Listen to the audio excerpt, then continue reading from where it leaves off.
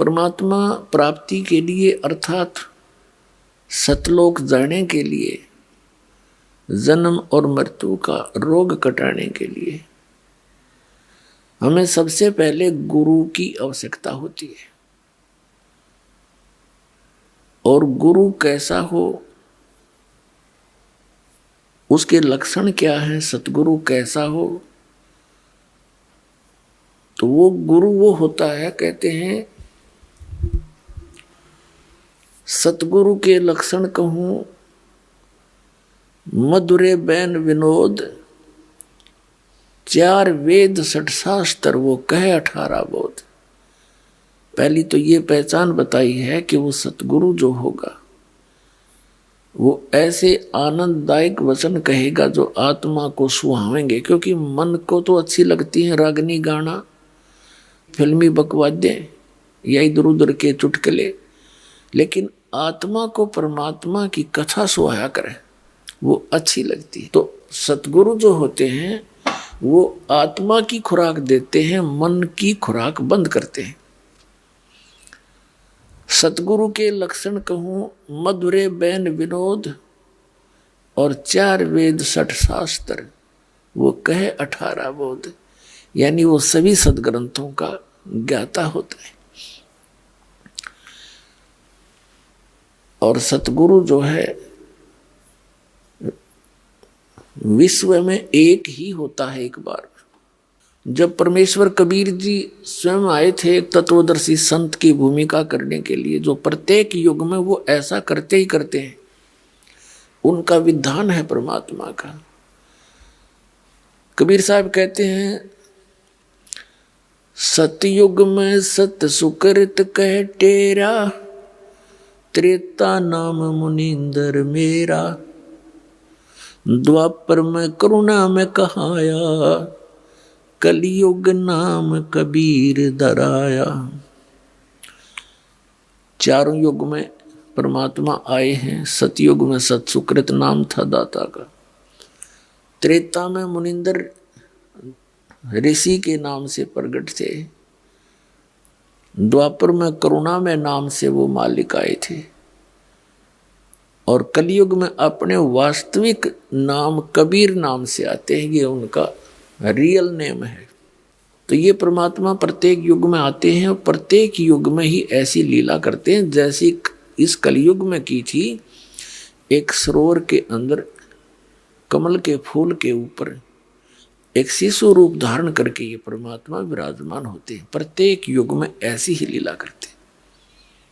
फिर वहां से उनका पूर्व संस्कार कोई मालिक का बनाया हुआ होता है। पुण्यात्माएं जो निसंतान होते हैं और वो पुत्र की चाह में ले जाते हैं उठा करके, फिर धीरे धीरे लीला में शरीर से बड़े होते हैं और छोटी ही आयु में वो परमात्मा अपने यथार्थ ज्ञान का प्रचार करते हैं और बड़े बड़े विद्वानों के छक्के छुड़ा देते हैं। तो उस परमेश्वर ने आके हमें ज्ञान दिया है। क्या बताया है कि परमात्मा पाने के लिए आप जी को सबसे पहले गुरु की आवश्यकता पड़ती है। किसी भी सदग्रंथ को आप देख लिए उठा करके,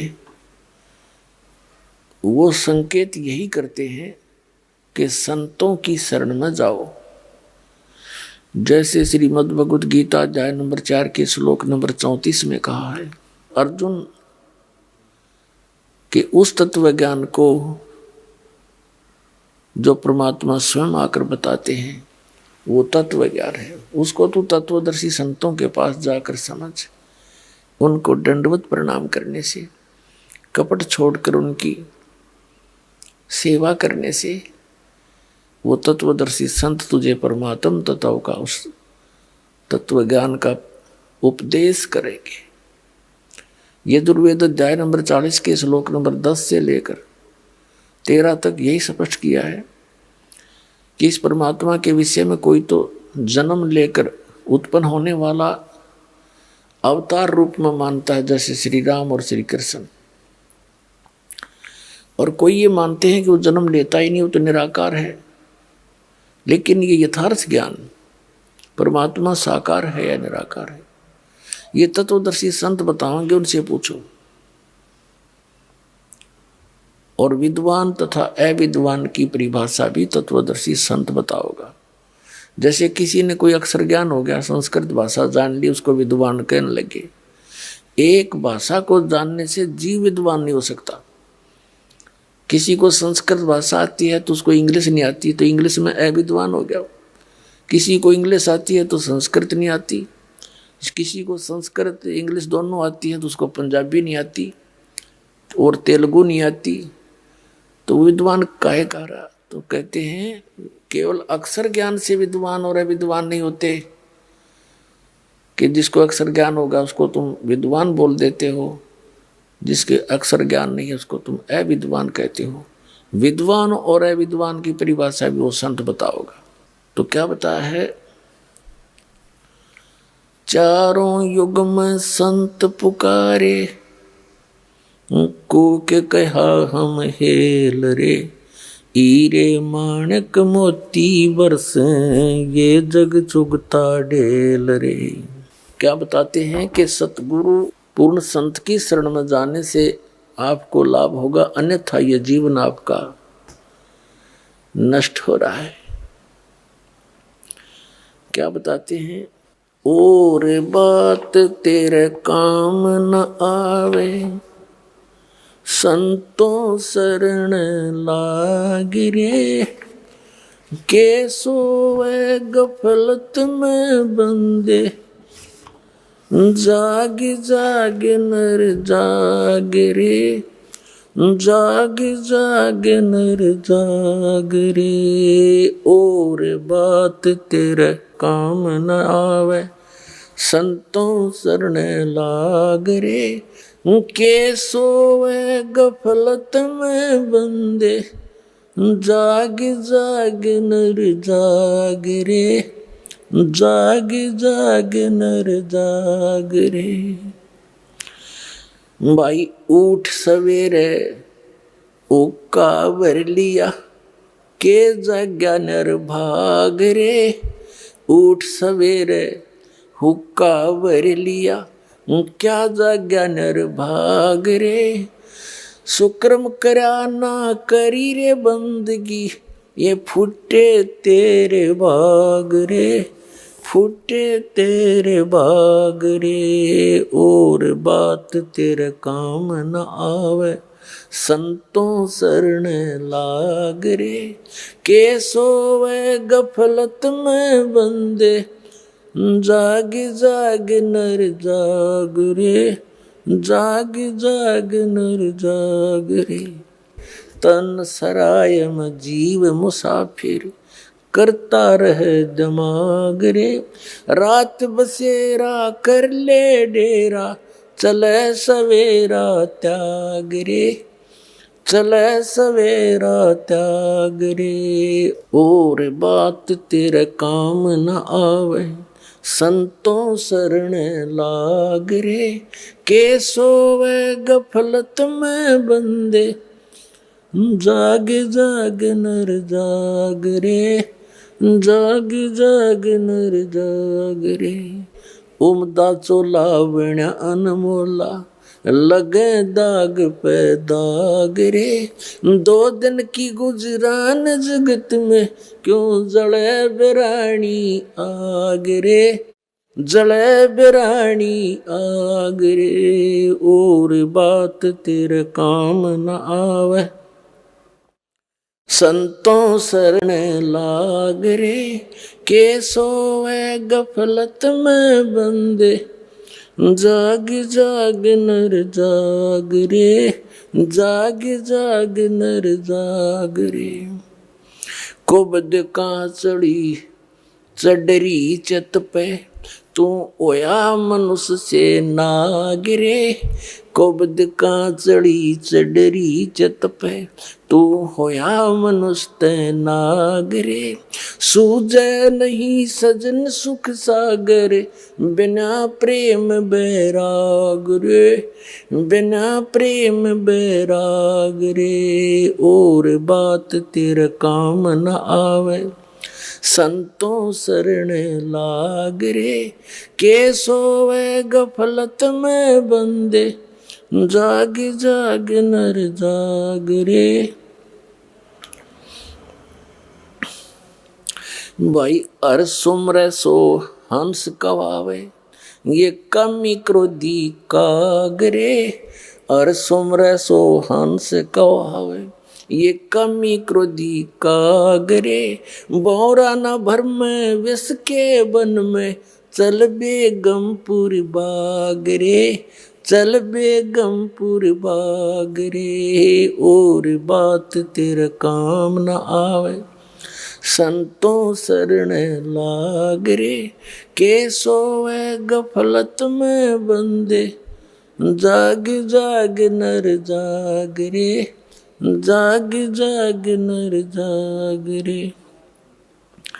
भाई शब्द से न सतगुरु की पहचानी, पाया अटल सुहाग रे। शब्द से न सतगुरु की पहचानी, पाया अटल सुहाग रे। नितानंद महबूब गुमानी, परगट पूर्ण भाग रे। परगट पूर्ण भाग रे, और बात तेरा काम न आवे, संतों शरण लाग रे। के सोवे गफलत में बंदे, जाग जाग नर जाग रे। अब इस शब्द के माध्यम से, वैसे तो यह परमात्मा कबीर जी का शब्द है, फिर भी हमने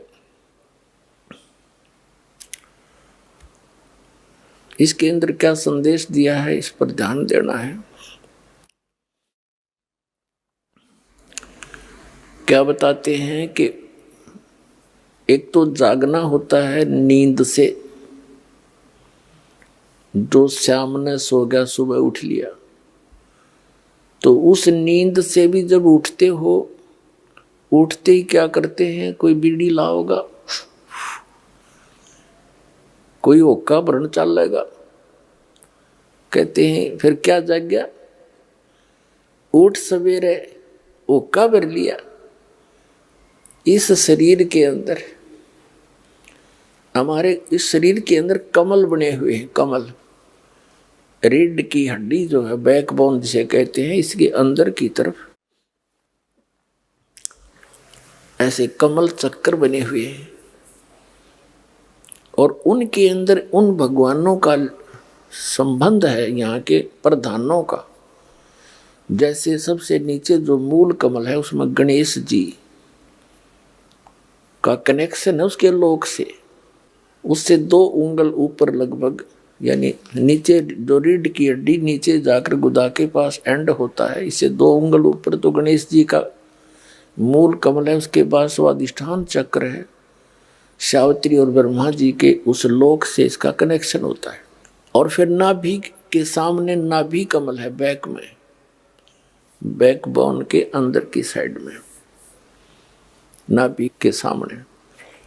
तो उसमें विष्णु और लक्ष्मी जी का निवास है, यानी उनके लोक से वो कनेक्टेड है सबका, ऐसे तार से कनेक्टेड है सब जितने भी प्राणी मनुष्य शरीरधारी हैं। और हृदय कमल, हम दोनों सतनों के बीच में जो स्थान है, वो बैकबोन रीढ़ की हड्डी के अंदर की तरफ, यानी ये तो एक निशान है कि यहाँ है वो, इसको हृदय मध्य का कमल कहते हैं। इसमें शिव और पार्वती जी का वो लोक है, उससे संबंध है इसका। और कंठ कमल में, ये कंठ है, इसके यहाँ पर जहाँ ये थोड़ी सी बैंड होती है रीढ़ की हड्डी, इसके अंदर की साइड में इसका दुर्गा जी का कमल है, उसके लोक से कनेक्शन है। आगे त्रिकुटी कमल है, सहस्रार कमल है। तो इस प्रकार अब क्या बताते हैं, जैसे जो हुक्का पीते हैं, तो इस शरीर के अंदर उन कमलों में जैसे ये धुआं ऑक्सीजन के स्थान पर कार्बन डाइऑक्साइड है, और इसका इस सारे शरीर में प्राणों से ही ये सब क्रियाएं हो रही हैं, श्वास वायु से। तो ये वायु के अंदर मिलकर इन कमलों के अंदर जाकर के ये अपनी दुर्गंध छोड़ता है और उस दुर्गंध का कुछ अंश उन भगवानों के लोकों में जाता है जहां वो विराजमान है। तो इस प्रकार परमात्मा ने बताया है कि वो जो व्यक्ति हुक्का पीते हैं, शराब पीते हैं या कोई सिगरेट पीते हैं, तम्बाकू सेवन करते हैं, तो उनका जो असर है इस शरीर के अंदर विद्यमान उन शक्तियों पर भी पड़ता है। वो बहुत दुखी होते हैं इनसे। तो परमात्मा कहते हैं उठ सुबेरे उका इसके अंदर धुआं ठोक दिया, जैसे आपका कोई रिलेटिव आ रहा हो किसी कमरे में और उसको बैठा रखा हो कमरे में, और उसमें फिर जाके एक हुपला फोड़ के गोसा और उसमें धुआं छलगा दे और कवाड़ दे बंद करे। वो क्या कहेगा तुम्हारी तरह, अच्छे मूर्ख रहे, मेरा दम घोट दिया इन्होंने। तो इसी प्रकार ये हमारे भगवान जो यहाँ के जो प्रधान हैं शरीर में विद्यमान है। कहते हैं सुकर्म किया ना करी बंदगी, ना भगवान का नाम लिया ना कोई शुभ कर्म किया, उठते धुआं ठोक दिया शरीर में, फूटे तेरे भाग रे। फिर बताते हैं कि तन सराय में जीव मुसाफिर। अब दूसरा जागना क्या है, ये तो एक इस निंद्रा से जागा, शाम न सो गया सुबह जाग गया। दूसरी नींद में हम सोए पड़े हैं मोह ममता की अज्ञान अंधेरे में, मोह ममता की निंद्रा में हम गहरे सोए पड़े हैं। उसको जगाते हुए कहते हैं कि इस तन सराय में जीव मुसाफिर यू करता रहे दिमाग रे, रात बसेरा कर ले डेरा, चले सुबेरा त्याग रे। ये शरीर जो आपको मिला है ये समझ लो एक धर्मशाला है ये या सराय है, और ये सराय आपको मिली किस लिए थी। जैसे कोई धनी व्यक्ति दूसरे स्थान पर शहर में जाता है, वहाँ किसी धर्मशाला या रेस्टोरेंट में रुकता है, होटल में, उसका वो उद्देश्य क्या लेकर जाता है, वहाँ कोई विशेष बिजनेस पॉइंट ऑफ व्यू से जाता है धनी व्यक्ति, और जो पूंजी वो लेकर गया था उस पूंजी से उस सराय में किराए पर रुक कर आगे बिजनेस करना था उसका उद्देश्य, और वो ना करके और ही अटपट करके वो पूंजी नाश कर दी।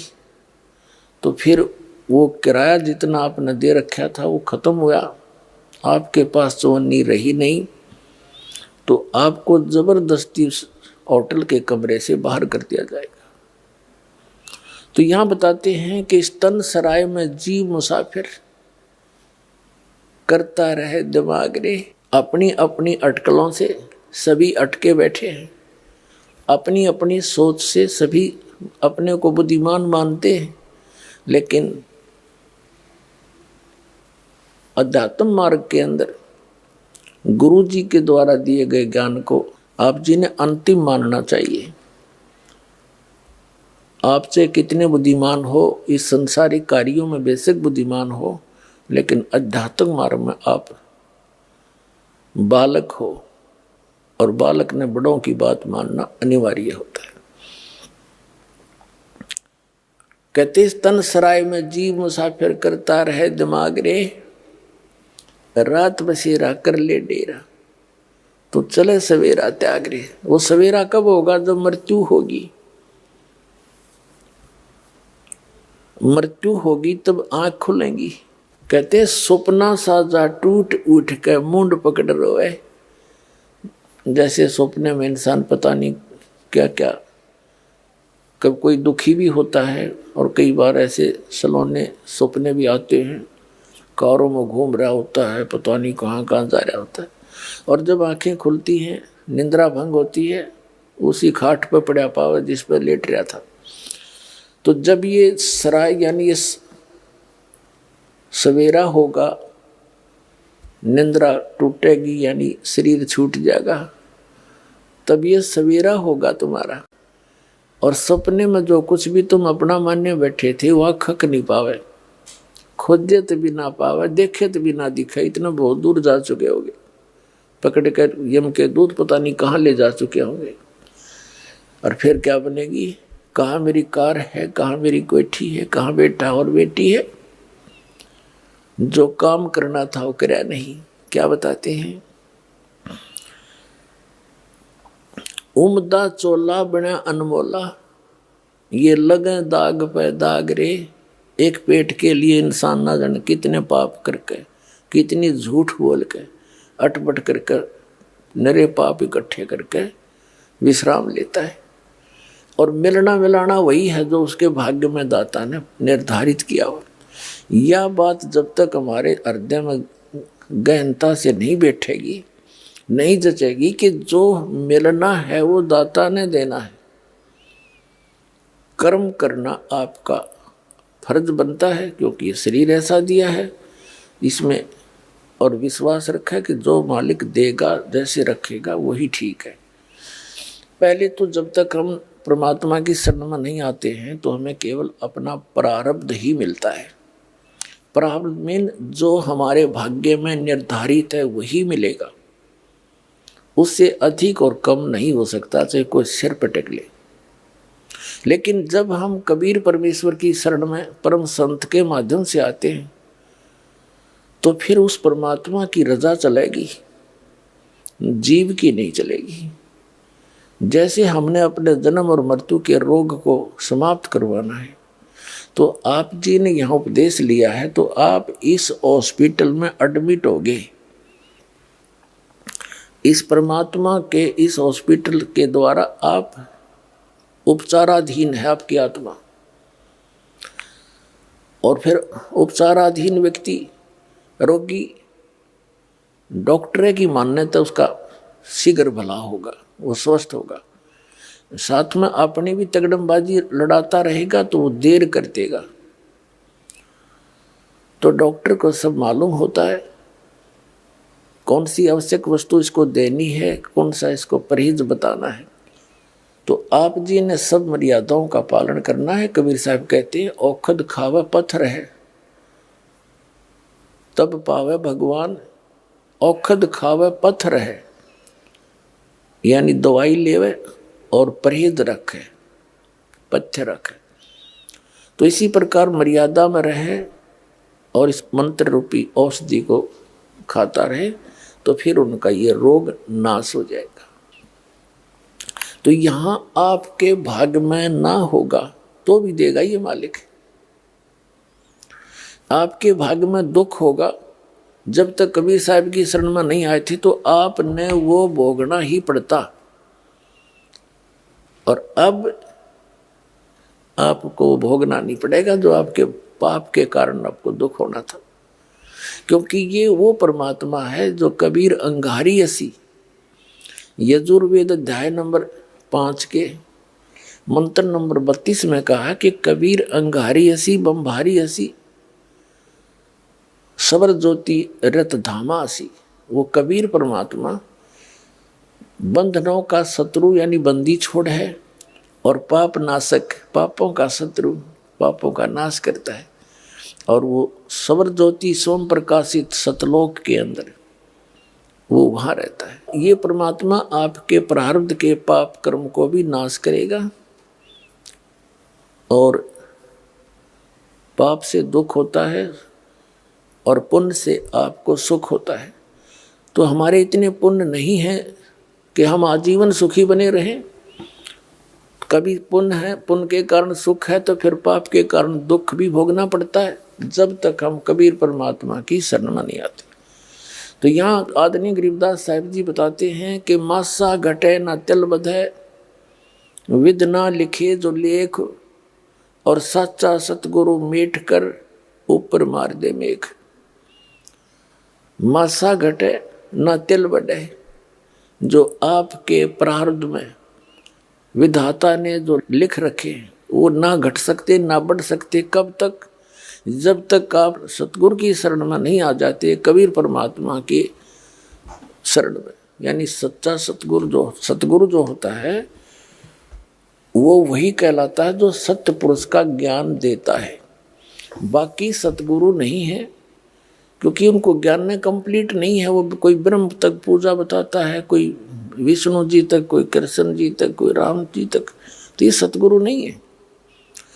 और जो सतलोक की जानकारी देते हैं उनका ज्ञान व्यर्थ है, ठीक नहीं है, तो वो भी सतगुरु नहीं है।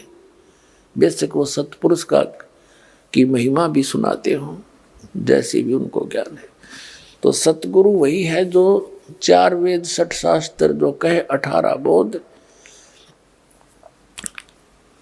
तो पुण्यात्माओं, आपका सौभाग्य है कि आप जी को उस परम पिता की शरण मिल गई, जिसकी शरण में आने के बाद आपको प्रारब्ध का कर्म कोई सेध देगा नहीं, पाप नहीं दुख देगा। जो आपके भाग्य में पुण्य है वो सुरक्षित रहेंगे, और पुण्य आपको यहाँ वृद्धि करने की एक ऐसी विधि बताई जाती है जिससे पुण्य का ढेर लगता चला जाएगा। तो इन पुण्यों से, भक्ति से, मंत्र के जाप से आपने इस संसार में जब तक श्वास है रहोगे तब तक इन्हीं से आपने यहाँ का भी खर्चा चलाना है और इसको सुरक्षित भी रखना है, जो सतलोक में जाने के लिए या कमाई काम करेगी। तो ये दोनों ही आपके यहाँ से स्टार्ट हो जाएंगे।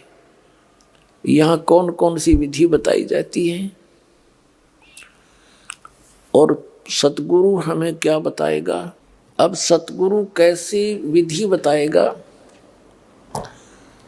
अब कबीर परमात्मा ने क्या बताया है, जग सारा रोगिया रे, जिन सतगुरु वेद न जाण्या, जग सारा रोगिया रे, जग सारा रोगिया रे, जिन सतगुरु वेद न जाण्या, जग सारा रोगिया रे।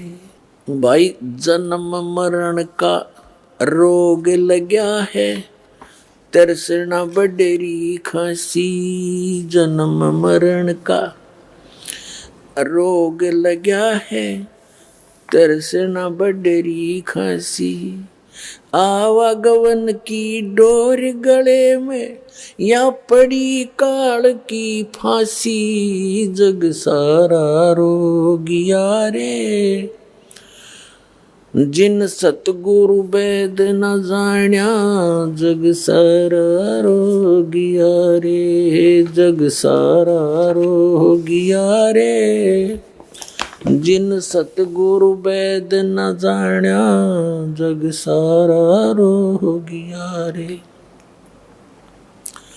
भाई सच्चा सतगुरु कोई न पूजे, इन झूठों जगपतियासी, सच्चा सतगुरु कोई न पूजे, इन झूठों जगपतियासी, अंधे की बाँ गई अंधे ने, ये मार्ग कौन बतासी, जग सारा रोगिया रे, जिन सतगुरु वेद न जाण्या, जग सारा रोगिया रे, जग सारा रोगिया रे, जिन सतगुरु वेद न जाण्या, जग सारा रोगिया रे। भाई देखा देखी गुरु से बन गे, किया न तत्व विचारा, देखा देखी गुरु से बन गे, किया न तत्व विचारा, गुरु से दोनों के सिर पे यू काल ठोके पंजारा, जग सारा रोगिया रे, जिन सतगुरु वेद न जाण्या, जग सारा रोगिया रे, जग सारा रोगिया रे, जिन सतगुरु वेद न जाण्या, जग। भाई सार शब्द सर जीवन बूटी, गैस गैस अंग लगावे, सार सबद सर जीवन बूटी, गैस गैस अंग लगावे। कहे कबीर तुम सत कर मानो, ये जन्म मरण मिट जावे। जग सारा रोगिया रे, जिन सतगुरु वैद न जाण्या। जग सारा रोगिया रे, जग सारा रोगिया रे, जिन सतगुरु वैद न जाण्या। जग सारा रोगिया रे। भाई सार शब्द सर जीवन बूटी, गैस गैस अंग लगावे। सार शब्द सर जीवन बूटी, गैस गैस अंग लगावे। कहे कबीर तुम सत कर मानो, ये जन्म मरण मिट जावे। जग सारा रोगिया रे, जिन सतगुरु वैद न जाण्या। जग सारा रोगिया रे, जग सारा रोगिया रे, जिन सतगुरु वैद न जाण्या। जग सारा रोगिया रे। अब परमात्मा बताते हैं कि यहाँ सभी जन्म मरण के रोग से ग्रस्त हैं। आप जी श्री विष्णु जी श्री शंकर भगवान जी की पूजा करते थे। इनको अजर अमर मान के ये अज्ञानी गुरु लोग आपको मिसगाइड किए हुए थे। इन भगवानों की पूजा बता के और इनको मृत्युंजय और कालजय, सर्वेश्वर और महेश्वर, सर्व सुखदाई, सब पापों के नाशक बता के ये स्वयं स्वीकार करते हैं कि हमारा जन्म और मृत्यु होता है। हम अविनाशी नहीं हैं, हमारा जन्म और मृत्यु होता है। अपने आत्मा ये दंत कथा तो ये सुनाते सुनाते इन संतों ने बैठाई दिया। श्रद्धालु का स्वभाव होता है, विद्यार्थी होता है, और जिसके पास ये जाता है किसी के भी माध्यम से उस संत की पूरी महिमा उसके चेले द्वारा सुनकर ही जाता है। बड़े पहुंचे हुए महात्मा है, फिर उसको शंकाएं नहीं रहती। जो ज्ञान वो देता सारा सर्वधार्य होता है। और भक्तों का एक विशेष स्वभाव होता है, वो ब्लाइंड फेथ करते हैं अपने उस गुरु पर, और ये नकली गुरुओं पर ब्लाइंड फेथ कर लिया और उन्होंने सारे उल्टे पाठ पढ़ा दिए। बताओ, आज तक हमारे हिंदू धर्म के धर्म गुरु जो शंकराचार्य आचार्य को वहाँ थे, और मंडलेश्वर और ब्राह्मण को वहाँ थे, और चारों वेदों और पुराणों के वो कंठस्थ ज्ञाता कहलाते थे। ये हमें वेदों, पुराणों और गीता का कैक है वे नहीं बता पाए आज तक। तो काय के सतगुरु थे ये। आप भी नरक गए और यजमानों को भी साथ लटका ले गए। अब देखो, आपको दिखाते हैं ब्रह्मा विष्णु महेश क्या बताते हैं अपने विषय में। श्रीमद देवी भागवत यानी श्री देवी पुराण, ये गीता प्रेस गोरखपुर से प्रकाशित है। संपादक हनुमान प्रसाद पोदार, चमन लाल गोस्वामी, और ये प्रकाशक में मुद्रक हैं गीता प्रेस गोरखपुर, गोविंद भवन कार्यालय कोलकाता का संस्थान। ये इनके फोन और फैक्स नंबर। एक ही थोड़ा सा दिखा देते हैं आपको, सारा काम हल हो जाएगा। 123 पृष्ठ पर 3रा स्कंध। यहाँ विष्णु जी अपनी माता दुर्गा की स्तुति करते हुए कहते हैं, तुम शुद्ध स्वरूपा हो, यह सारा संसार तुम इसे उद्भासित हो रहा है। मैं ब्रह्मा और शंकर हम सभी तुम्हारी कृपा से विद्यमान हैं।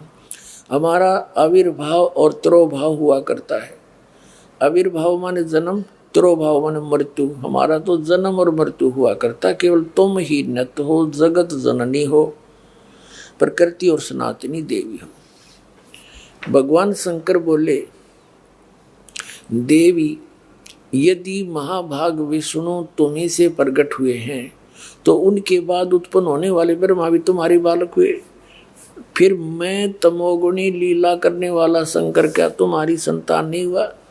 अर्थात मुझे भी उत्पन्न करने वाली तुम ही हो, सिवे संपूर्ण संसार की सृष्टि करने में तुम बड़ी चतुर हो। इस संसार की सृष्टि स्थिति और संहार में तुम्हारे गुण सदा समर्थ हैं।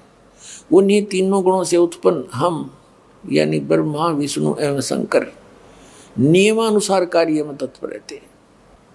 इस पवित्र पुराण ने, इस थोड़े से लेख ने 5 बिंदु स्पष्ट कर दिए। नंबर 1 कि ब्रह्मा विष्णु महेश नाशवान है, इनकी जन्म और मृत्यु होती है। नंबर 2 दुर्गा को प्रकृति भी कहते हैं। नंबर 3 के रजगुण ब्रह्मा है, सतगुण विष्णु, तमगुण शिव। और नंबर 4 ये कर दिया कि ये केवल नियमित कार्य ही कर सकते हैं,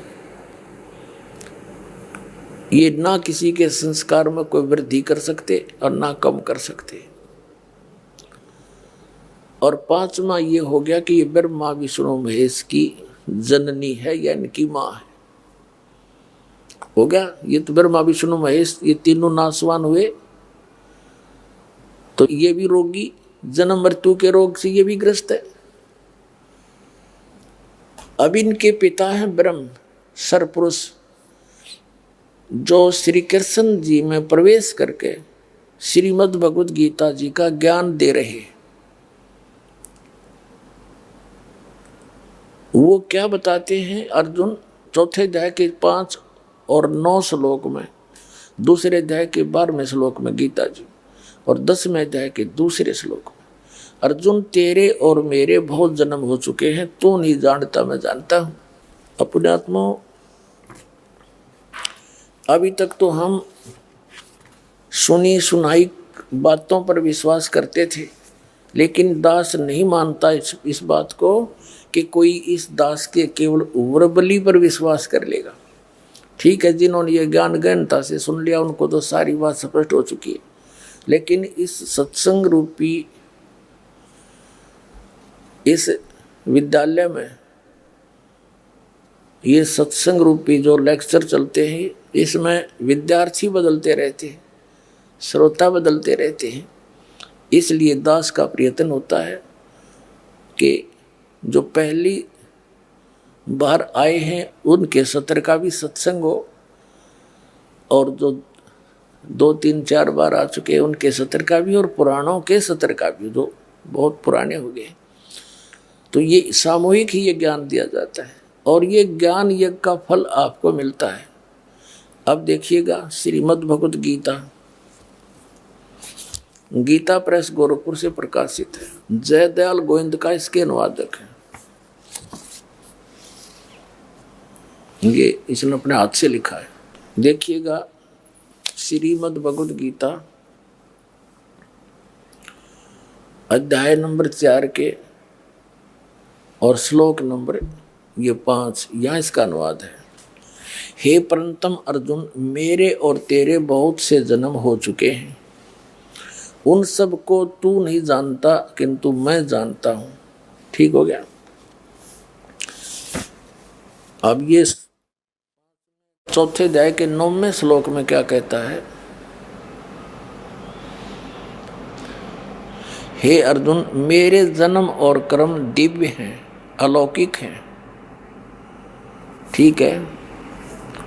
अब दूसरे अध्याय के 12वें श्लोक में, ये दूसरा अध्याय नंबर 2 का और श्लोक नंबर यहाँ 12 है।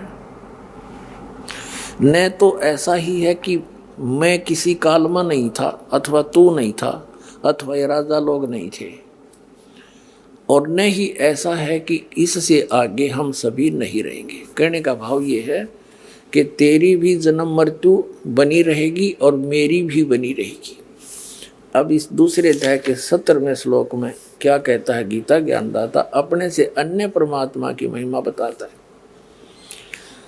कहता है कि नाश रहित तो उसको जान जिससे ये संपूर्ण जगत दृश्य वर्ग व्याप्त है, और इस अविनाशी का विनाश करने में कोई भी समर्थ नहीं है।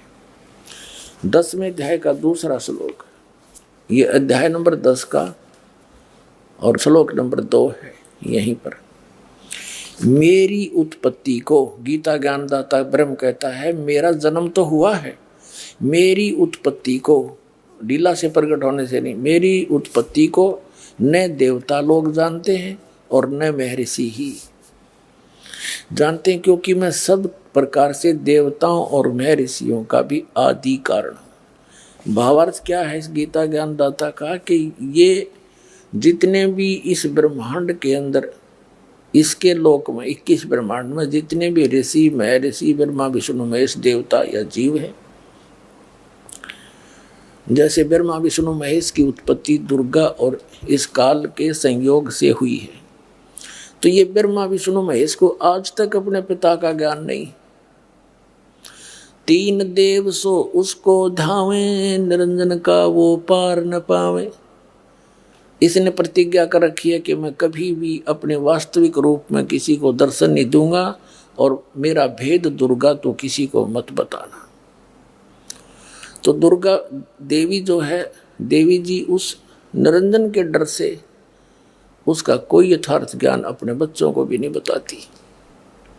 ये तो परमात्मा आए, कबीर भगवान जो सबके जनक हैं, जिसने इस निरंजन की भी उत्पत्ति की, ज्योत निरंजन ब्रह्मा विष्णु महेश के पिता की, और दुर्गा की उत्पत्ति उन्हीं से हुई, वो सबके जनक है। उसने आके इनकी जन्म और मृत्यु बताई, इनकी सतिथि बताई, ब्रह्मा विष्णु महेश की सतिथि बताई। वो हमारा गले नहीं उतरी, क्योंकि उस समय हम अशिक्षित थे। और इन नकली गुरु ब्राह्मण ऋषि महर्षि आचार्य शंकराचार्यों ने 600 वर्ष पहले परमात्मा आए थे, तो उन्होंने परमात्मा के ज्ञान को हमारे तक नहीं आने दिया। ये कह कर के कबीर अशिक्षित है, ये सदग्रंथों से अपरिचित है, संस्कृत भाषा ये जानता नहीं, झूठ बोलता सारी, जबकि परमात्मा सारी साची कह कर चले गए। उस समय के लिखे हुए वचन आज सदग्रंथों ने समर्थन किया, जो भगवान बताया करते थे। अब ये सिद्ध हो गया कि ये तीनों, ये गीता ज्ञान दाता भी नासवान, ये भी जन्म मृत्यु के रोग में। अब श्रीमद् भगवत गीता अध्याय नंबर 15 के श्लोक नंबर 16 और 17 में 3 पुरुष बताए हैं, एक सरपुरुष, एक अक्षर पुरुष। सरपुरुष और अक्षर पुरुष तथा इनके अंतर्गत जितने भी प्राणी हैं वो सभी नासवान है, और ये भी नासवान है। गीता अध्याय नंबर 15 के श्लोक नंबर 17 में बताया है कि उत्तम पुरुष तो अन्य है, परमात्मा इति उदाहरते, ये लोकत्रयम् आविश्य विवर्ती अवैश्वर है। उत्तम पुरुष श्रेष्ठ परमात्मा तो कोई और है इन दोनों से, सरपुरुष और अक्षर पुरुष से।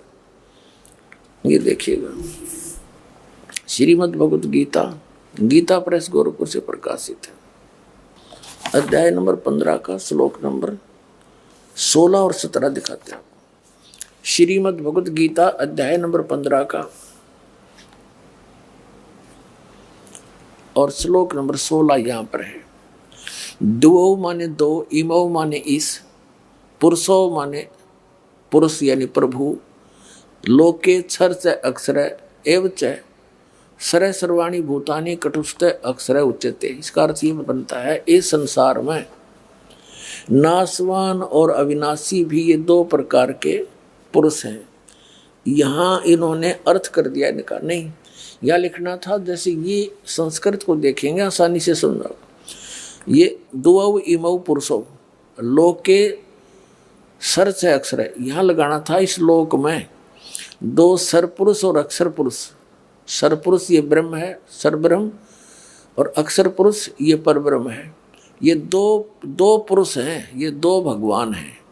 यहाँ देखना, इस संसार में सरपुरुष और अक्षर पुरुष लिखना था यहाँ पर। ये 2 प्रकार के प्रभु हैं, पुरुष माने पुरुष हैं, ये 2 प्रकार के हैं। और सब प्राणियों के, संपूर्ण प्राणियों के शरीर नासवान है, जीवात्मा किसी की नहीं मरती। तो कहने का भाव ये है कि इन दोनों भगवानों के, पुरुषों के जितने भी इनके लोक हैं, इनके अंदर जितने प्राणी हैं और ये स्वयं भी, दोनों नासवान हैं। सरपुरुष ये ब्रह्म है, 21 ब्रह्मांड का ये मालिक है, और अक्षर पुरुष ये परब्रह्म है, ये 7 शंख ब्रह्मांड का स्वामी है। और उत्तम पुरुष तु अन्य परमात्मा इति उदाहरते। ये देखिएगा गीता अध्याय नंबर 15 के और श्लोक नंबर 17 में, ये 17 में उत्तम पुरुष तु अन्य, उत्तम पुरुष यानी पुरुषोत्तम श्रेष्ठ भगवान तो अन्य है, परमात्मा इति उदाहरते जिसको भगवान कहते हैं। इन दोनों से सरपुरुष और अक्षर पुरुष से तो वो अन्य है, कोई और है जो तीनों लोकों में प्रवेश करके सबका धारण पोषण करता, वो अवय ईश्वर है। अवय माने अविनाशी, अवय अविनाशी।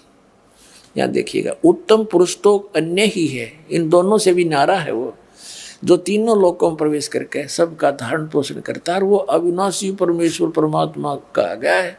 अपने आत्मा गीता ज्ञानदाता कहता है अर्जुन, यदि तूने मेरी शरण में रहना है तो युद्ध भी करना पड़ेगा।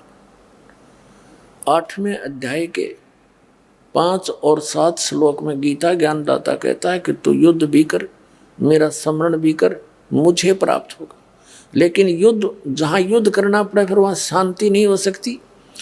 इसलिए 8वें अध्याय के 8, 9, 10 श्लोक में कहा कि तू उस परमात्मा की भक्ति, परम अक्षर ब्रह्म की उत्तम पुरुष है, तू अन्य उसकी भक्ति करेगा तो उसको प्राप्त होगा।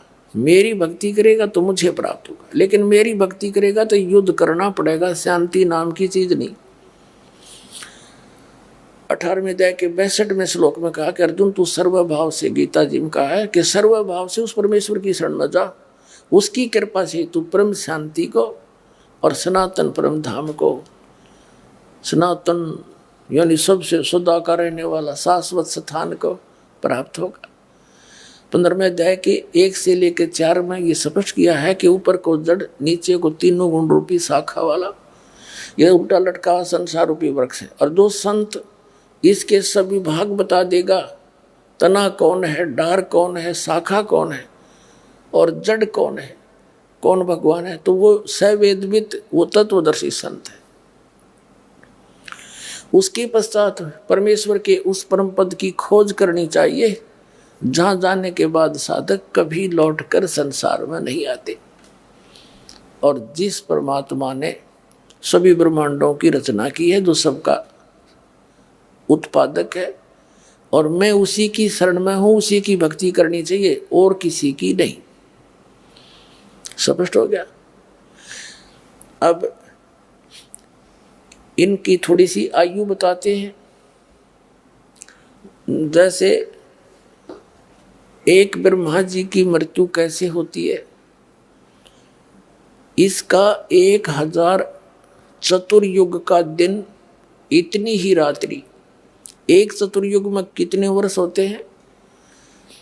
सतयुग, त्रेता, द्वापर और कलयुग, इन चारों का पीरियड मिला के 43,20,000 वर्ष होते हैं। इसको चतुर्युग बोलते हैं। ऐसे ऐसे 1000 वैसे तो 1008 होते हैं, लेकिन लंब संप मान कर चलते हैं, संख्या बहुत घनी हो जाती है। 1000 चतुर्युग का दिन ब्रह्मा जी का, 1000 चतुर्युग की रात्रि। ऐसे 30 दिन रात का महीना और 12 महीने का एक वर्ष हुआ, और 100 वर्ष की आयु है ब्रह्मा जी की। मृत्यु हुई। फिर इसके बाद विष्णु जी की ब्रह्मा जी से 7 गुना अधिक आयु है, तो 700 यानी इससे 7 गुना होगी, 700 वर्ष हो गए उस प्रकार बने हुए वर्ष। और भगवान शंकर की विष्णु जी से 7 गुना आयु है, और फिर भी मृत्यु होगी। यानी ब्रह्मा जी से 49 गुना हो गया। इतनी लंबी उम्र है और फिर भी मृत्यु होगी इसकी। इस प्रकार जो शंकर जी तमोगुण मरेंगे, ऐसे ऐसे 70,000 बार ये तमोगुण शंकर जी की मृत्यु हो लेगी। ये क्या करता है काल? जैसे ब्रह्मा की मृत्यु निश्चित, विष्णु की निश्चित, शिव की निश्चित, समय कितना ही हो। उससे पहले ये अपनी पत्नी दुर्गा के संयोग से उन्हीं ऊपर ने 3 स्थान बना रखे हैं, एक रजोगुण प्रधान, एक सतोगुण प्रधान, एक तमोगुण प्रधान। जैसे एक मकान में 3 कक्ष हों, एक कक्ष के अंदर साधु संत फकीरों के चित्र लगे हों, दूसरे में अश्लील चित्र लगे हों और तीसरे में देशभक्त शहीदों के चित्र लगे हों, तो जिस भी कक्ष में जैसे चित्र लगे हैं व्यक्ति का वहाँ वैसा ही मन बन जाता है, वैसी उसकी भावना जब तक उसमें रहेगा, उनके सब चित्रों को उनको देखकर उनके गुणों को वैसा ही स्वभाव बन जाता है। तो ऐसे ही इसने ऊपर अपने ब्रह्मांड के ऊपरले स्थान पर एक गुप्त स्थान बना रखे हैं। तो वहाँ इसने ऐसे 3 स्थान बना रखे हैं। तो वहाँ दुर्गा को जब ये ब्रह्मा जी की उत्पत्ति करता है नए जीव की, तो दुर्गा को बना लेता है सावित्री रूप और स्वयं बन जाता है पंचमुखी ब्रह्मा। और फिर उनके संयोग से जो पुत्र होता है वैसे स्वरूप का वैसे स्वभाव का बन जाता है। फिर उसको कोमा में रखते हैं, ये परवरिश जारी रहती है। ब्रह्मा की मृत्यु होते ही युवा ब्रह्मा को एज इट इज रख देते हैं और फिर वो नए सिरे से काम संभाल लेता है। ऐसे ही विष्णु जी को तैयार करके रखते हैं। वो विष्णु मर जाता है, वो ब्रह्मा मर जाता है, वो शिव मर जाता है, वो आत्माएं 84 लाख योनियों में चली जाती हैं और नई अच्छी आत्माओं को, वो पुण्यात्माओं को वहाँ उन पदों पर फिर नियुक्त कर देता अपने पुत्रों के रूप में, अपने इस व्यवस्था को बनाए रखने के लिए। तो 70,000 बार जब यो तमोगुण शिव की मृत्यु हो जाती है तब एक ब्रह्मांड का पूरा विनाश हो जाता है। उस समय ये काल वहाँ बैठा होता है, इस काल की भी मृत्यु होती है, दुर्गा की भी मृत्यु होती है। सभी ब्रह्मांड में आग लग जाती है और सब जल जाता है। अब तत्व अपनी अपनी स्थिति में भिन्न भिन्न हो जाते हैं। फिर यहाँ से ये क्या ऑटोमेटिक सिस्टम बना रखा है परमात्मा ने इसके लिए। ये क्या करते हैं, इस ब्रह्मांड से सभी प्राणी ऊपर को उठ जाएंगे नू के नू, और ये यहाँ के जितना भी तत्व है ये यहीं रह जाएगा, जो भी यहाँ इसका मटेरियल है ये ऊपर चले जाएंगे एकदम पूरी स्पीड से। वो दूसरे ब्रह्मांड में प्रवेश कर जाएंगे। एक सुराख है उसके अंदर से जाते हैं, जैसे चीट खखाट उठे कण जाते हैं। आप कभी प्रकाश की रोशनी में देखते हो ऐसे, तो ऐसे जाते हैं ऊपर को। तो दूसरे ब्रह्मांड में जाते ही ये अन्य प्राणी अचेत हो जाते हैं। और ऐसी सिस्टम बना रखा परमात्मा ने, दुर्गा और इस काल के दोनों के युवा शरीर बन जाते हैं, नए शरीर बन जाते हैं। तो ये फिर अपने संयोग से, अपने वचन से, कुछ अपने मैथुन क्रिया से पुनः फिर दूसरे ब्रह्मांड में सृष्टि रचते हैं और फिर इसी प्रक्रिया से धीरे धीरे वहाँ पूरा फैल जाता है। तब तक अरबों खरबों वर्षों के बाद नंबर आता है दूसरे ब्रह्मांड का। तब तक इसके अंदर जो भी मटेरियल है एज इट इज रहता है। फिर वो धीरे धीरे प्रकृति के नियम से अपने आप ये सब बनते चले जाते हैं। पृथ्वी बनती है, फिर उसको प्रसारी व्यवस्था बनती है। ये इन पर ये वैज्ञानिक माथापच्ची करते रहते हैं, ये दातुम ज्ञान के आसपास भी नहीं पहुंच सकते। तो फिर क्या होता है, इस प्रकार इनकी मृत्यु होती है। तो ये जब 70 ऐसे जो 70,000 बार तमोगुण शिव की मृत्यु के बाद जो एक ब्रह्म मरा, सरपुरुष की मृत्यु हुई, ये एक युग माना जाता है कि इसका अक्षर पुरुष का एक युग हो गया। और ऐसे ऐसे 1000 युग का उस अक्षर पुरुष का दिन, इतनी ही रात्रि, और ऐसे 30 दिन रात का एक महीना, और 12 महीने का उसका एक वर्ष, और 100 वर्ष की आयु उस अक्षर पुरुष की, उसकी भी मृत्यु। अब देखो पुण्यात्मा हो, कितनी लंबी उम्र है उस अक्षर पुरुष की। अपने पास कोई कैलकुलेशन नहीं, सिर्फ इस प्रकार ही ये इसको काउंट किया जा सकता है जैसे दास आपको बता रहा है।